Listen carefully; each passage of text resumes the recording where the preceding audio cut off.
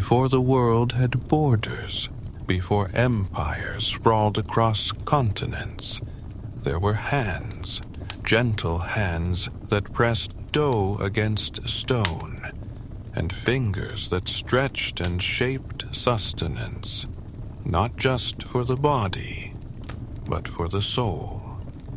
And among the earliest whispers of culinary curiosity came the humble noodle, not born all at once, but blossoming slowly like a dream recalled at the edge of sleep.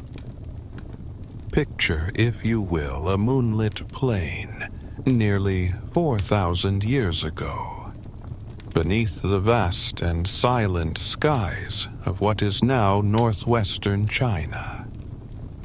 A river murmurs in the distance, echoing a lullaby from another age. Here at the Loggia archaeological site, nestled near the banks of the Yellow River, a discovery would one day be made that would tug at the threads of time.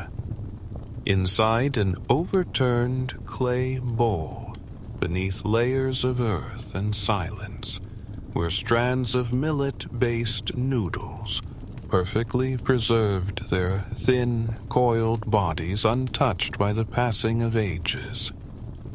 It was as if time itself had paused for a moment, waiting for someone to notice. But were these truly the first? Or had other hands far away already woven similar strands from wheat, rice, or barley? Across the shifting sands of Central Asia, in lands where nomads stirred pots over firelight and traded spices along the Silk Road, similar creations were taking shape. Soft ropes of dough, flattened sheets, hand-pulled ribbons, each adapted to the grains of the land, the culture of the people, the shape of the seasons. The noodle was never just one thing. It was a reflection, an edible mirror of a region's soul. In ancient China, the noodle was both sustenance and symbol. The Han Dynasty poets spoke of food with reverence, and during the Tang and Song dynasties, kitchens filled with the clatter of knives, the hum of boiling water, and the rhythmic slap of dough against wooden boards. Wheat noodles gained popularity in the north, while rice noodles fluttered like silken veils through the humid kitchens of the south. There were cold noodles to comfort the body on sultry afternoons, and hot broths to warm the soul through endless winters. The act of eating became a ritual. Long noodles for long life served at birthdays and farewells alike. And while China nurtured its noodle with quiet pride, further west threads of a different kind were being spun. Imagine now a different wind, a Mediterranean breeze brushing over olive groves and sun-kissed stone.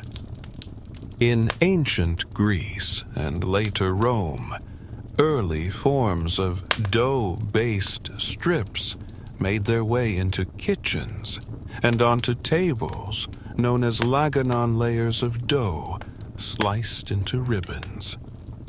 These were not noodles as we know them, but ancestors, distant cousins in the lineage of flour and water.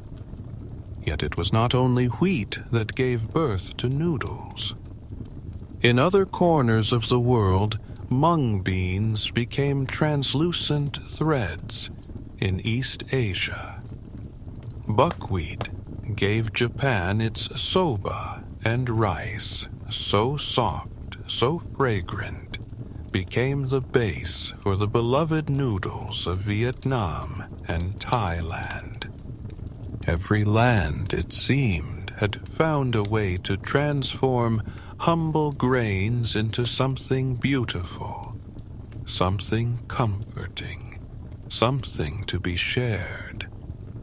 And so the noodle spread not like wildfire, but like a whisper passed from traveler to traveler, from grandmother to grandchild, from market to monastery.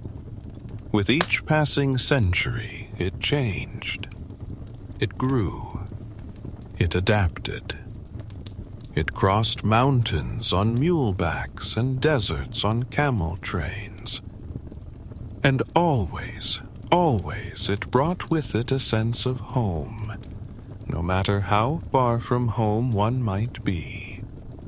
As our journey gently unfurls, we begin to see that the noodle is not a single invention, but a parallel dream dreamed by many in kitchens, lit by torchlight and starlight alike.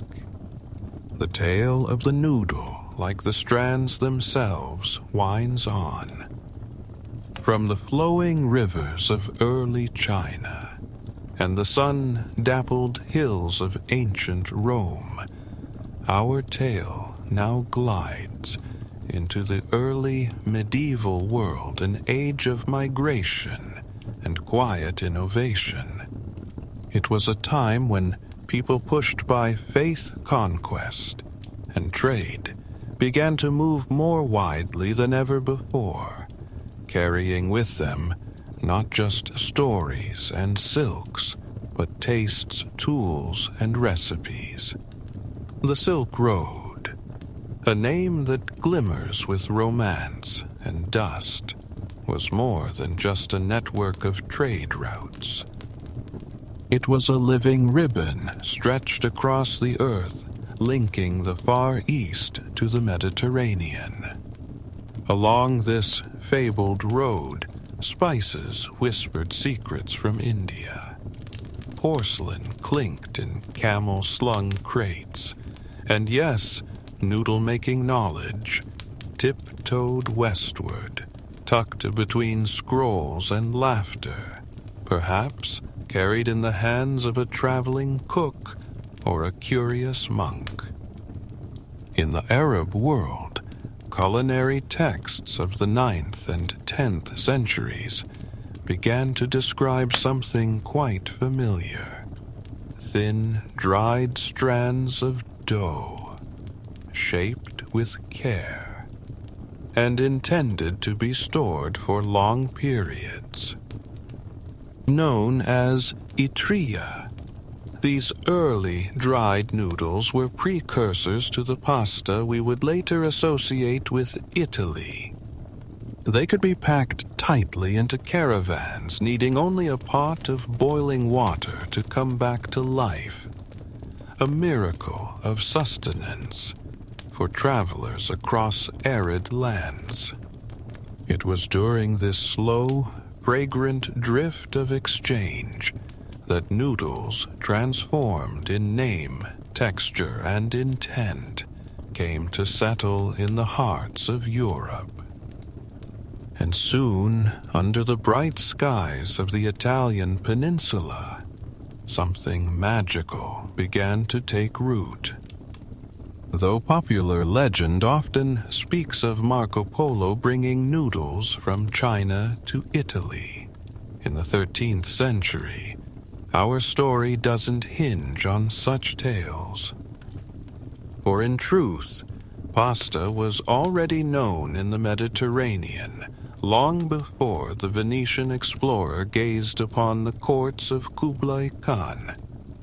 In Sicily, where Arab influence had taken hold, people were shaping durum wheat, semolina, into small curls and ribbons, drying them under the Sicilian sun.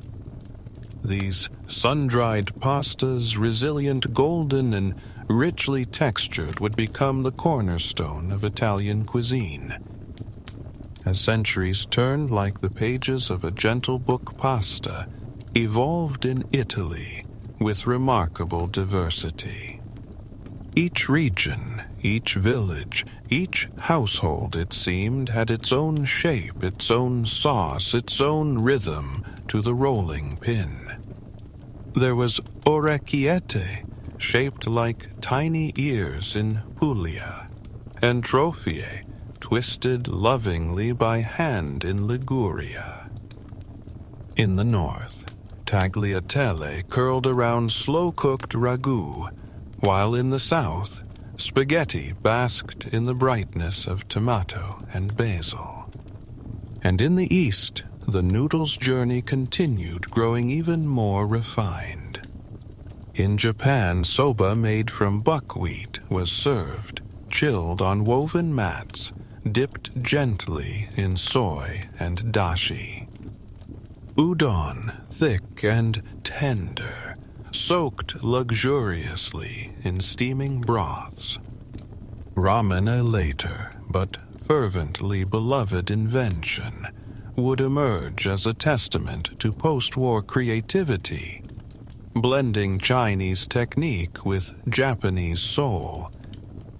Meanwhile, across the waters in Korea, chewy, wheat noodles, known as myeon, formed the heart of celebratory dishes like naengmyeon, cold and vinegared, often served during the sultry summer months. In Vietnam, pho was simmered with care, its flat rice noodles cradled in spiced broth, topped with tender herbs and soft meat. And in Thailand, pad thai danced in woks, sweet, sour, salty, and spicy, a melody of flavor on every strand. Each place, each moment layered itself into the broader song of the noodle. Like a lullaby composed over millennia, each verse unique, yet connected by a shared warmth and simple magic. As the Middle Ages gave way to the Renaissance, and then to the early modern age, noodles both Eastern and Western would begin to follow ships across oceans. The old world and the new were about to meet in a swirl of steam and spice. But before we cross those waters, let us pause here in the golden kitchens of Italy, the busy streets of Edo period Japan, and the bustling bazaars of Baghdad, and marvel at how the noodle, simple yet sublime, had already become a citizen of the world. Imagine now the creaking of wooden ships, their sails catching the winds of fate as they venture into the great unknown. It is the dawn of the age of exploration, and noodles, those tender threads of civilization, are about to be carried beyond the familiar. Across oceans and into the hearts of lands newly charted, their journey continues not with a thunderclap, but with a simmer, a stir, a quiet boiling pot tucked into the corners of ship galleys and colonial kitchens. European colonizers, merchants and migrants brought more than muskets and maps to the Americas. They brought taste. And nestled within their crates of salted meats and dried fruit were strands of pasta, a staple prized for its endurance and ease. In the New World, Italian and Spanish settlers planted not just vineyards and olive groves, but culinary traditions. In South America, pasta became deeply entwined with the identity of Argentina and Brazil, where large Italian immigrant communities later flourished, giving rise to homes filled with the scent of fresh gnocchi and ravioli every Sunday. In North America, pasta found its place through layers of influence, first modest, then widespread. As Italian immigrants poured into Ellis Island in the late 19th and early 20th centuries, they brought with them rolling pins tomato sauces and generations of know-how. What began as family fare in tight tenement kitchens soon blossomed into restaurants, then factories. The noodle was no longer a specialty. It was becoming a staple. Macaroni, elbow-shaped and cheerful, soon found its creamy partner in cheese. And by mid-century, mac and cheese had settled deep into the American heart, warm and filling as a woolen blanket. But noodles didn't just travel west. In Southeast Asia, waves of Chinese migration brought wonton noodles to Malaysia, lo mein to Singapore, and hand-pulled lamian to Indonesia. These culinary gifts took on local colors, spiced by lemongrass, brightened by chilies, and enriched by coconut milk. And the noodle, ever the shapeshifter, soaked up each flavor like memory itself. Then, with the rumble of engines and the birth of modernity, came a new chapter, one that would forever change the pace and place of noodles in everyday life. The 20th century, with its wars and wonders, introduced a quiet revolution in the noodle's long tail. In the smoldering aftermath of World War II, Japan lay in ruins. Food was scarce, spirits low. But in a small shed in Osaka, a man named Momofuku Ando watched as people queued for hot bowls of ramen, seeking comfort in the simplest of meals. Inspired, he began to tinker.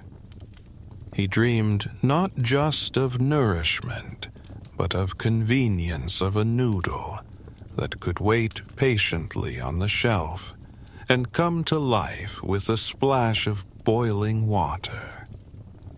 And so, in 1958, instant noodles were born.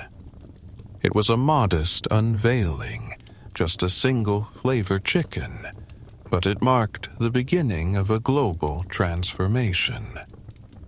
With its tidy packaging, quick preparation, and satisfying taste, the instant noodle slipped into lives around the world. From college dormitories in the United States to rural villages in Africa, from Arctic research stations to bustling city blocks, the humble packet became a passport to quick comfort. Brands blossomed. Flavors multiplied. And soon, noodle cups were sold not just as food, but as symbols of independence, affordability, and warmth in solitude. Yet for all its evolution, the essence of the noodle remained flour, water, and a little time. Whether pulled, cut, rolled, or extruded, whether bathed in broth, fried to crispness, or tossed in sauce, noodle making still required a human touch, a moment of care. As the world grew faster and louder, the noodle remained a quiet constant, an edible echo of hands past and present. Its shapes spoke of regions, its flavors of memory. And though the cities rose higher and the pace of life quickened, there was still in every steaming bowl a moment of pause, a chance to remember. And so the noodle pressed on into factories and festivals, into homes and hearts across airwaves and digital screens. A dish once shared by emperors and peasants alike, now graced airplane trays and Michelin-starred menus. But even in its height of popularity, shadows would gather. The path forward, as we shall see, was not without challenge. By the late 20th century, the noodle had become many things: a street food, a fast food, a comfort food, a symbol of identity, of nostalgia, of globalization. But with this swelling wave of popularity came the silent stirrings of complication, of concerns, whispered beneath the clang of progress. As instant noodles captured global shelves, their very convenience invited scrutiny. Nutritionists began to raise quiet alarms: too much sodium, too little fiber, preservatives tucked between layers of flavor. In kitchens once warmed by handmade dough, younger generations reached instead for plastic-wrapped quickness. Some saw a loss in this shift not just of tradition, but of ritual. The feel of flour between fingers, the gentle stretch of dough, the patient simmer of bone broth, all began to fade from everyday rhythms in many places. Cultural questions, too, began to simmer. Who owns the noodle? Where does ramen truly belong? Could carbonara be reimagined with soy milk and miso without unraveling its Italian soul? Culinary traditions, once rooted in place and season, now swirled into fusion innovation and at times controversy. In some corners, purists lamented the dilution of their culinary heritage. In others, chefs celebrated the noodle as a canvas one, on which new identities could be lovingly painted. Meanwhile, in the shadows of factories that churned out billions of packets a year, the cost of convenience mounted. Wheat fields grew larger, pesticide use increased, and industrial food production left its footprints on soil and air. In cities, steaming noodle shops were replaced by branded kiosks. In villages, hand-pressed strands gave way to supermarket cartons. Something, it seemed, was slipping through the cracks, delicate, intangible, like steam from a forgotten pot. But the noodle, ever the survivor, was not one to simply unravel. As the new millennium dawned, a quiet countercurrent began to rise. Artisans in Tokyo and Taipei, Milan, and Minneapolis started returning to ancient ways. They studied the grain, rediscovered the grindstone, revived heirloom recipes, whispered down through grandmothers and scrolls. Noodle-making classes filled up with curious hands.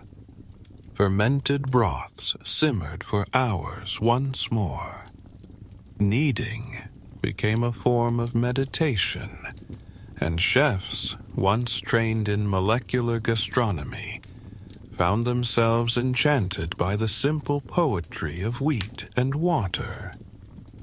In television shows and internet forums, the noodle became a star, not for its flashiness, but for its familiarity. Viewers around the world were soothed by the sight of dough being rolled, soup, gently stirred chopsticks, lifting curls of steam-kissed strands. In a world awash with pixels and speed, the noodle offered something real, something that asked for just a little time. And then came a pause that touched the whole planet. When the world fell still during a global pandemic, the noodle was there, quiet, steady. Shelves emptied as people reached for the familiar warmth of instant noodles. Flour disappeared from stores as kitchens reignited with the desire to make something from scratch. People rolled dough with wine bottles-shaped pasta on forks and shared their creations with digital friends. Noodle recipes were whispered across borders, across screens, across generations. In that collective stillness, the noodle reminded us of something we had nearly forgotten: how food connects comforts and carries the memory of hands we've held and homes we've left behind. But even this was not the final act. For as the world began to stir again, so too did the story of the noodle prepare to write its next chapters. Sustainability innovation, ancient grains and digital kitchens all beckoned. And the noodle, ever ready, quietly awaited its new roles in tomorrow's world. As the 21st century stretched onward, the noodle stepped with quiet confidence into a new realm, one shaped by both nostalgia and invention. It was no longer just a dish of the past, nor merely a comfort for the present. It became increasingly a medium for imagination, a culinary thread through which people sought to weave a more meaningful, sustainable, and inclusive world. In the hands of artisans, the noodle was reborn. Chefs from Copenhagen to Kyoto, from Cape Town to California, began to ask not only how noodles were made, but why. They sourced heritage wheats grown without chemicals, revived milling techniques long thought obsolete, and embraced fermentation with reverence. The old ways returned not as relics, but as rebellions against uniformity, against haste, against forgetfulness. At the same time, a new generation of creators emerged, blending culinary art with science. In bustling urban labs and quiet home kitchens, noodles were spun from surprising sources: chickpea flour, quinoa, seaweed, and even insects. These weren't mere novelties. They were thoughtful responses to a planet under pressure. Drought, deforestation, climate change, all quietly stirred the pot of innovation. And the noodle, as ever, adapted.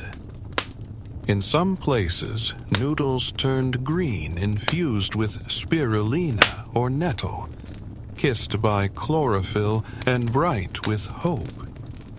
In others, they glowed golden with turmeric, or sang of beetroot's deep crimson hue.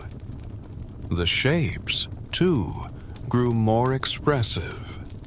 Heart-shaped ravioli, galaxy, swirls of udon, star-cut soba, and linguine, dyed with squid ink like brushstrokes on a moonlit canvas.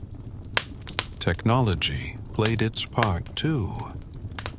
Three-dimensional printers, once the stuff of science fiction, now coaxed out spirals of pasta from carefully coded instructions.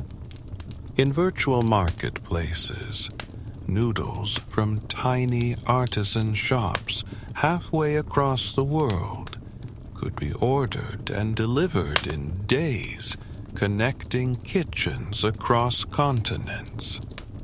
And alongside these innovations, there arose a deeper movement, slower, more soulful.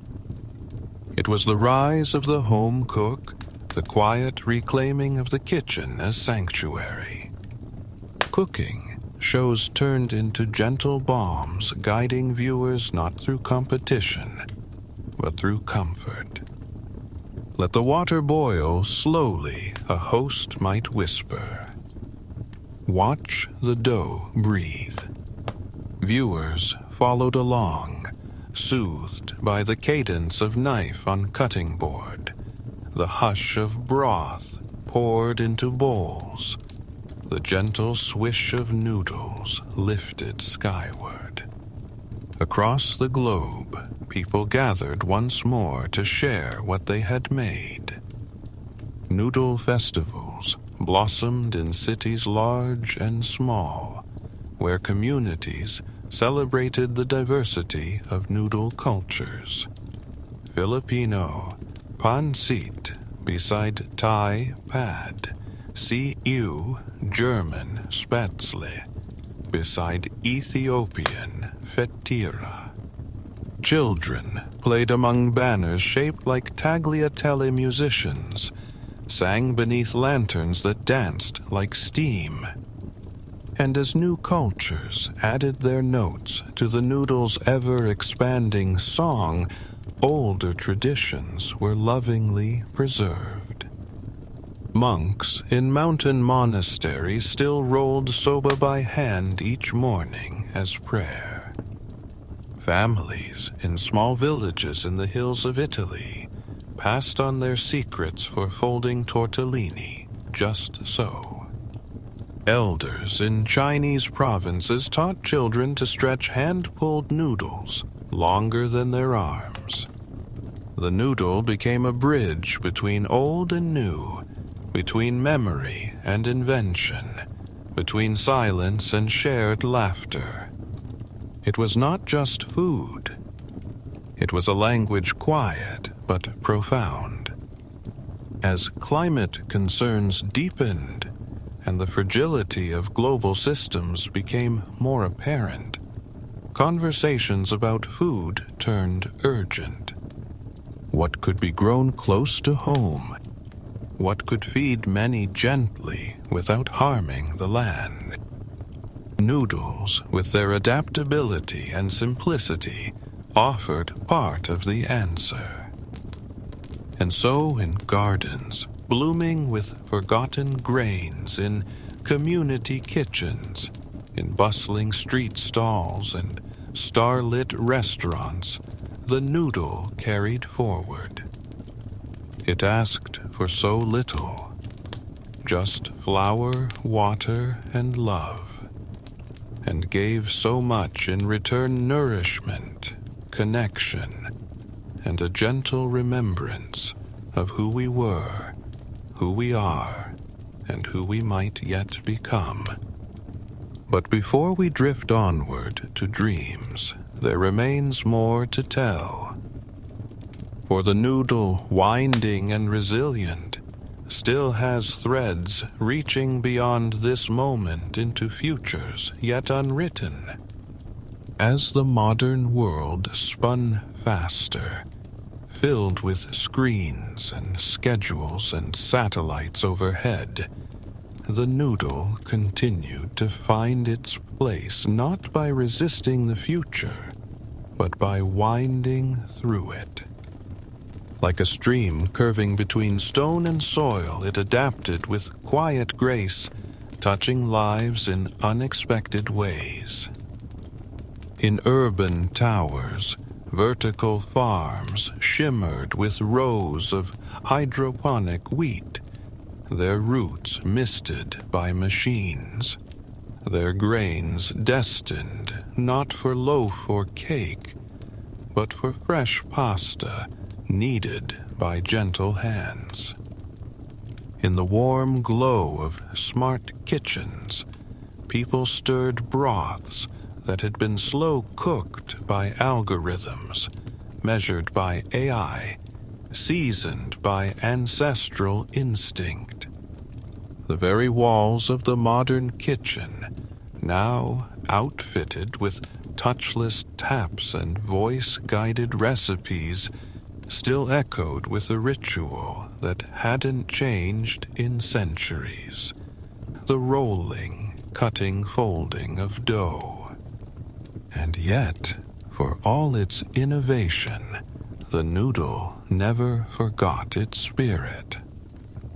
It re-emerged in rituals of comfort during long winters, when the snow fell heavy outside, and the only light was the golden hue of a bowl in hand. It found its way into school lunches, into midnight cravings, into holiday feasts and quiet goodbyes. People spoke of their favorite bowls, not in terms of flavor alone, but of feeling, just like home, they'd say, or like childhood, or like I'm being hugged from the inside. In literature and film, the noodle became a symbol of longing, of return, of togetherness. In anime, a hero paused between battles for a steaming bowl of ramen. In memoir, authors wrote of grandmothers hand-cutting noodles in the dim light of early morning. In poetry, the noodle appeared as a quiet metaphor of time unwinding, of connection, of patience.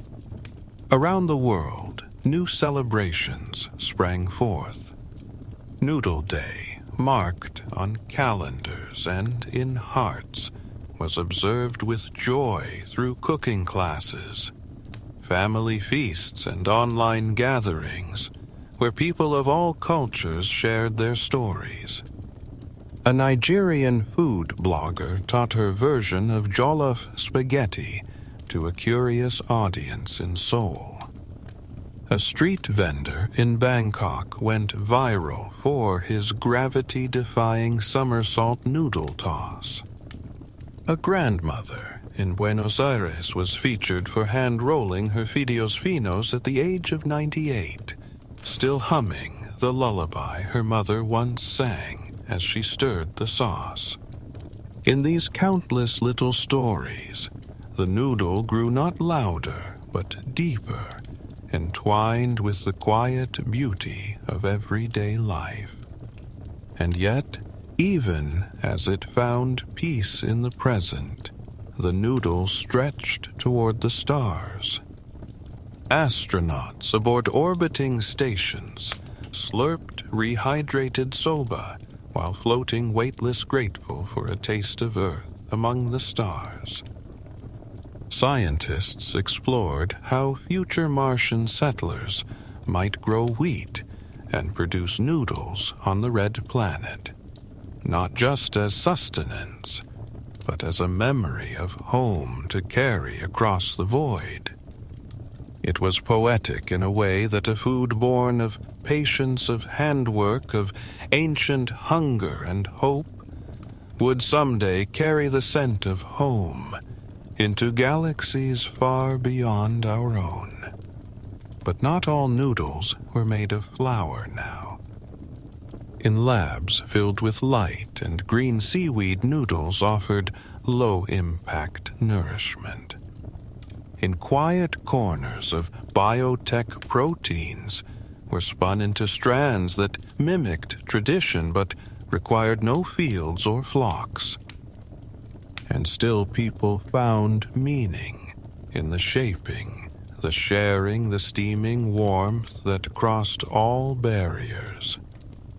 In every bite there was a whisper of history. In every bowl a trace of lineage. And in every noodle the path from past to future. And so the noodle, silent yet strong, wove itself not only into culture, cuisine, and craft, but into imagination. It lived in the hopes of those who wished to preserve the earth. in the innovations of those seeking a better way to feed the world, and in the quiet corners of those simply wanting to hold something warm after a long day.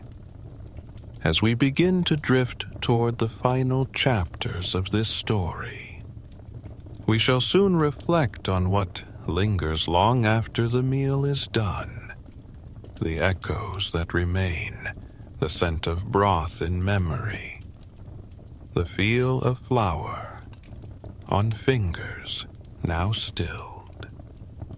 But for now, let the thought settle like mist that from a humble mix of flour and water came a thread that binds us all. In the hush that follows a meal well shared, there comes a certain kind of stillness, a quiet contentment, neither full nor empty, but balanced. And in this hush, the noodle has found perhaps its most enduring home. Not merely in the bowl or the belly, but in the very fabric of belonging. In cultures old and new, the noodle has remained a living emblem of hospitality. To offer noodles is to offer warmth. To make them by hand is to speak without words of love and time and care. Across mountains and oceans' borders, and ages the shape may change, but the meaning does not. It is this quiet constancy that has granted the noodle its place in ritual. In Japan, long noodles are served on birthdays and New Year's Day, symbols of longevity to be slurped without break, so that life, too, may stretch long and unbroken. In Korea, warm bowls of janchiguksu grace wedding feasts, the thin wheat strands promising celebration and harmony. In parts of China, a new mother is given long-life noodles after birth, a gift of strength, a wish for recovery. In Italy, fresh tagliatelle may be made on Sunday mornings by grandparents who knead not only dough, but tradition into each fold. Even in grief, the noodle finds a role. A simple broth, a bowl of quiet comfort, a soft swirl of starch to fill the silence between memories spoken and tears unspoken. These are not grand moments. They are small ones. Yet, it is in these small moments, those of slurping, of stirring, of sharing, that the noodle has shaped human life far more deeply than kings or conquests ever could. But what of the noodle's quiet lessons? To craft a noodle, one must wait. Flour must be hydrated. Dough must rest. The gluten must relax before it can be stretched. Water must be brought to a boil, not rushed, not forced. All of it teaches us patience, presence, a kind of reverence for rhythm. In a world that races faster by the day, where screens flicker endlessly and clocks tick without mercy, the noodle invites a different pace. A slower one. It asks us to knead by hand, to watch the pot, to taste thoughtfully. To understand that beauty, nourishment, and meaning come not from instant answers, but from time spent and care given. That perhaps is the true magic of the noodle, not in its ingredients, nor its endless shapes, nor even its exquisite flavors. but in its stillness, its steady thread through time, its quiet assurance that even in a world of noise, some things remain gentle and true. And still the story flows onward. For even as generations pass and ingredients shift, the noodle finds its way into the future, not as a relic, but as a companion. Carried in lunch boxes and frozen in packets, streamed in videos and written into lullabies. It lives in apps and algorithms, in memory and in marrow. And always in the quiet moment when someone reaches for a pot, a pinch of salt, a swirl of dough. Soon we shall bring this long winding path to a close, but not before we rest for a moment more in the golden warmth of what remains. The echo, the aftertaste, the breath between bites. The final thread of this story awaits where the past folds into the future, and the noodle, ever tender, sings one last soft lullaby. In the vast library of human memory, the noodle remains a quiet, unassuming bookmark, tucked between the pages of countless lives, humble yet unforgettable. It does not ask to be noticed. It only asks to be made, to be shared, to be remembered. There is something eternal about its simplicity. A thread of flour and water, born from need, refined by time and elevated by love. It has survived empires and outlasted revolutions. It has whispered across continents and lingered in lullabies. It has been the food of emperors and the feast of farmers, the comfort of children, and the solace of the grieving. And perhaps, above all, the noodle has been a keeper of connection. Through it, we remember where we come from, not always in names or places, but in taste, in scent, in the gentle warmth of a bowl passed from hand to hand. Each culture shaped it in its image, and in return the noodle wove them into a greater tapestry. Not one of dominance or division, but of mutual celebration of the joy and variation of the beauty in difference. It asked not for perfection, but for care. It rewarded those who paused, who listened, who learned. And now, as we rest in the quiet folds of this story, the noodle offers us something more, a lesson wrapped in warmth. It reminds us that nourishment is not just fuel, it is memory, it is ritual, it is love. It reminds us that the act of making, of feeding, of sharing is sacred. And it reminds us that softness, so often dismissed, can endure where force cannot. For it is the tender dough, not the hardened grain, that becomes the noodle. It is the gentle simmer, not the roaring fire, that yields the richest broth. And it is the small act done with heart that leaves the longest echo.